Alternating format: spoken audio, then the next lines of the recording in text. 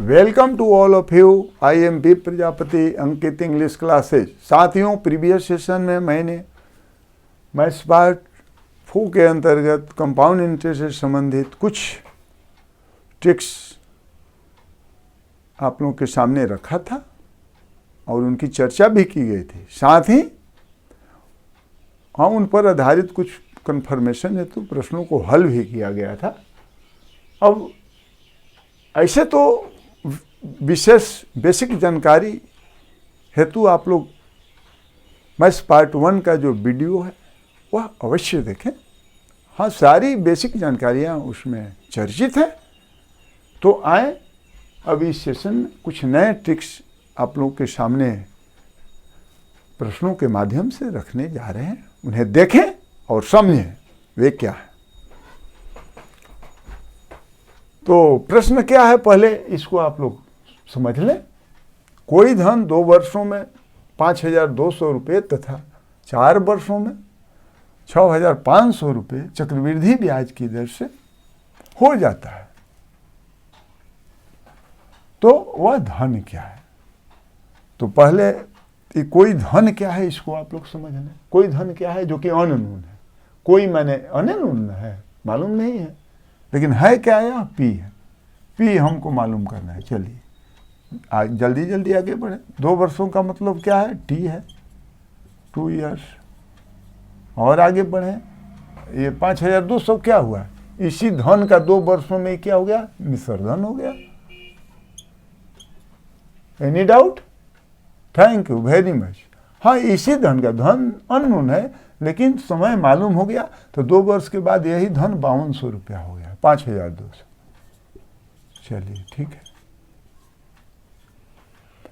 अब आगे क्या करें, तथा 4 वर्षों में, अब सेकेंड फेज 2 चरणों में शर्त दिया हुआ है। अब 4 वर्षों में क्या कह रहा है, T1 कर दिए डिस्टिंग्विश करने के लिए, चूंकि T ऑलरेडी है तो T1 कर दिए। हाँ, कितना है, 4 वर्ष, 4 इयर्स। अब हाँ, 6500 रुपया हो जाता है। यही कोई धन जो है 6500 रुपया कितने वर्षों में हो जाता है, 4 वर्षों में। समझते जाइए, रुपया हो गया।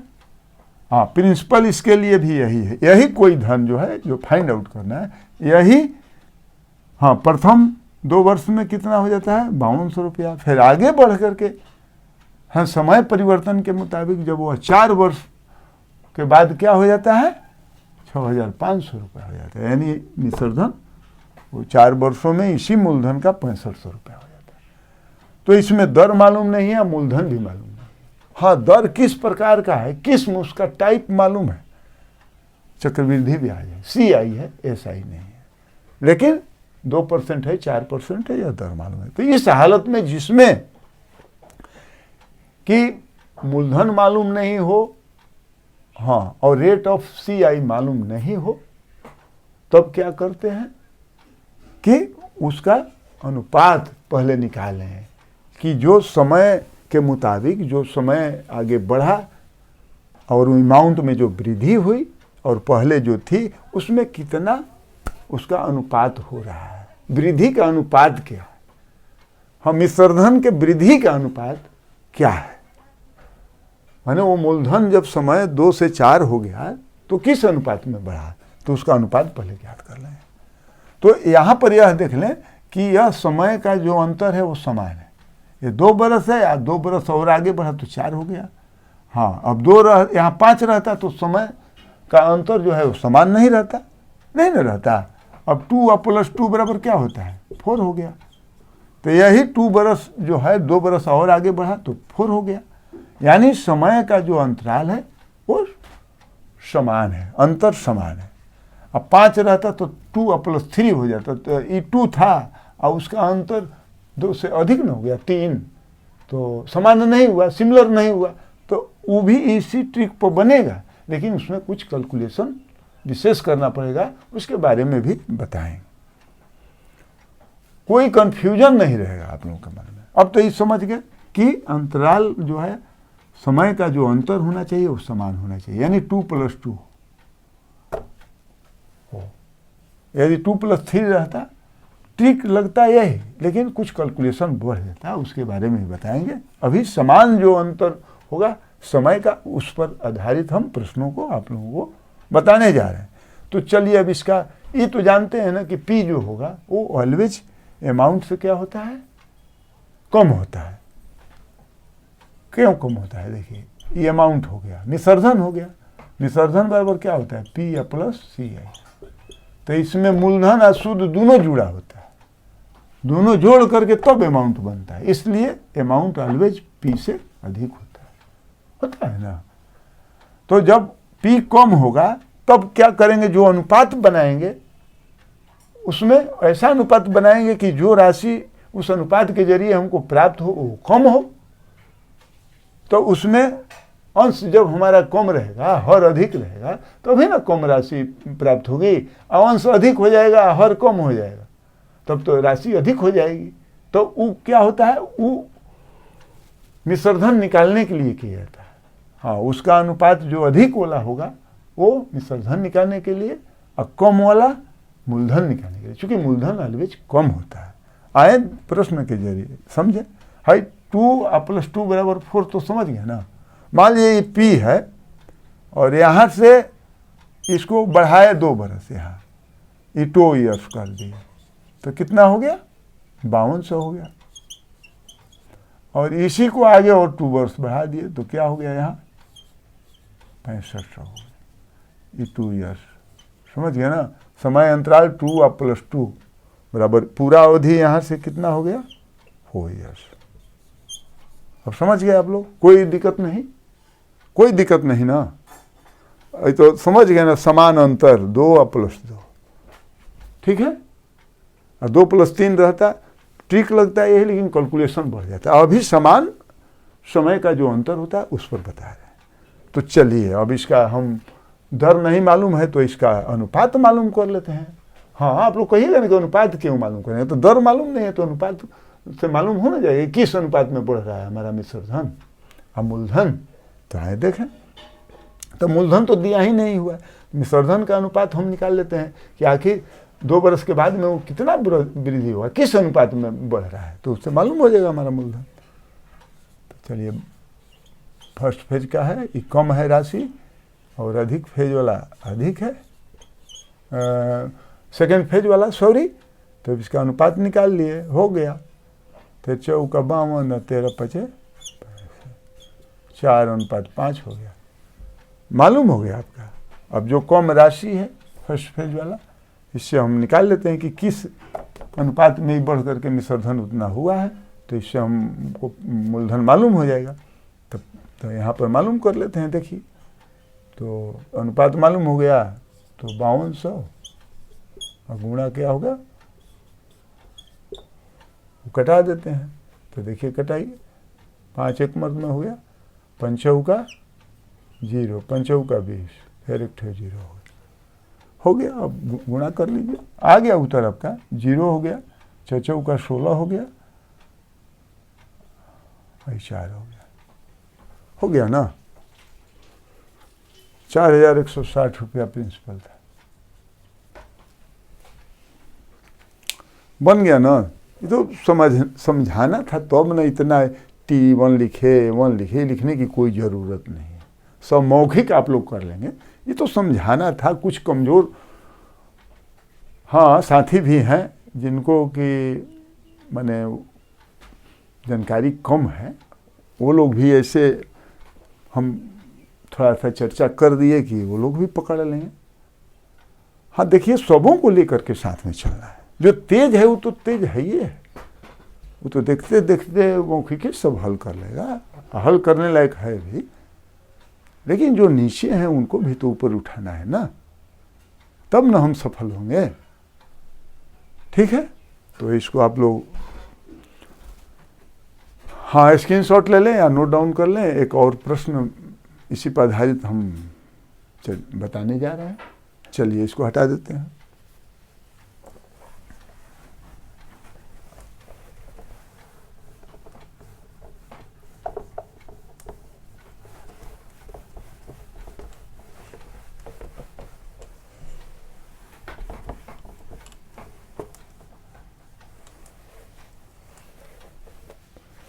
चलिए मान लीजिए यहाँ है, इसको हम हटा देते हैं, इसी को बदल देते हैं, थोड़ा सा आप लोग समझ गए।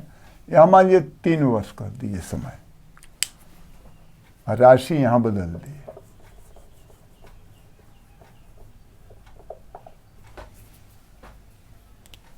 यहाँ क्या कर दिए, यहाँ कर दिए हम मान लीजिए 3000 कर दिए, ठीक है।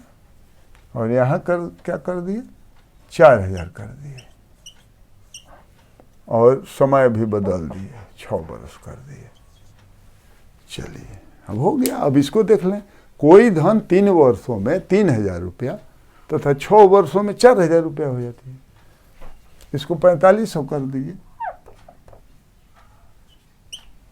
4500 रुपया चक्रवृद्धि ब्याज की दर से हो जाता है, ठीक है। तो वह धन क्या है, तो धन पूछ रहा है, ठीक उसी तरह से चलें। अब तो विशेष चर्चा करने की कोई ज़रूरत नहीं। कोई धन यानी पी मालूम नहीं है, अननोन। चलिए टी क्या है, ही 3 वर्ष 3 इयर्स लिख दिए। अब तो जानिएगा कि अमाउंट है, धन प्रिंसिपल मालूम ही नहीं है, तो आगे जो राशि है वो क्या है, अमाउंट हुई। 3 वर्षों में बढ़ करके 3000 हो गई, तो ए बराबर 3000। चलिए अब सेकंड फेज में चले, पी वही काम कर रहा है, पी दूसरा इसके लिए है नहीं, तब क्या है, टी बदल गया, T1 हो गया, तो वो कितना है, 6 वर्ष 6 इयर्स। उसके बाद में चलिए A1 कर दिए। हाँ, एक ठो ऑलरेडी अमाउंट दिया हुआ है, सेकंड फेज का अमाउंट कितना है, 4500 रुपया। चलिए हो गया, ये भी रुपया लिख दीजिए, हो गया। अब देखिए समय का अंतर पहले ध्यान देना है। इसमें क्या क्या नहीं दिया है, पी नहीं दिया हुआ है, रेट ऑफ इंटरेस्ट भी नहीं है, CI नहीं है। तो उस हालत में ये ट्रिक्स जो है ये काम करेंगे ऐसे। तो आए देखें, समय का अंतराल समान हो तब, तो यहाँ 3 वर्ष है, यहाँ भी, यहाँ क्या है, हाँ उसी तरह से समान अंतर है, माने पहले प्रश्न के जैसे, यानी 3 + 3 बराबर कितना हो गया, 6 हो गया। पहला 3 था, अब मैं 3 आगे जोड़ दिए तो 6 हो गया, माने अंतर समान है। अब 4 रहता तो 7 हो जाता, तो समान नहीं होता, वो डिसिमिलर हो जाता, लेकिन ये सिमिलर है, अंतर जो है वो सिमिलर है, समान है, ठीक है।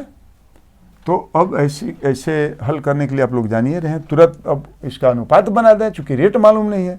तो अनुपात जब पी निकालना है तो जानिए रहे हैं कि अंश जो है वो कम रहेगा, चूंकि पी कम होता है हमेशा मिश्रधन से। मिश्रधन निकालना होगा तो ठीक उल्टा हो जाएगा, हाँ अंश जो रहेगा वो अधिक हो जाएगा, हर कम हो जाएगा। ये समझ गए ना आप, चूंकि मिश्रधन ऑलवेज अधिक होता है, अब पी हमेशा कम होता है। तो अनुपात उसी मुताबिक बनाएंगे तभी ना प्रिंसिपल निकलेगा। आगे चल करके यदि मिश्रधन ज्ञात करना होगा तो उसी के मुताबिक उसका अनुपात बनेगा कि अधिक रिजल्ट दे, तो ये कम रिजल्ट देगा, इसका कैलकुलेशन कम होगा ना, तो कम होगा तो प्रिंसिपल होगा, अधिक होगा तो मिश्रधन होगा। तो चलिए 4500 हो गया।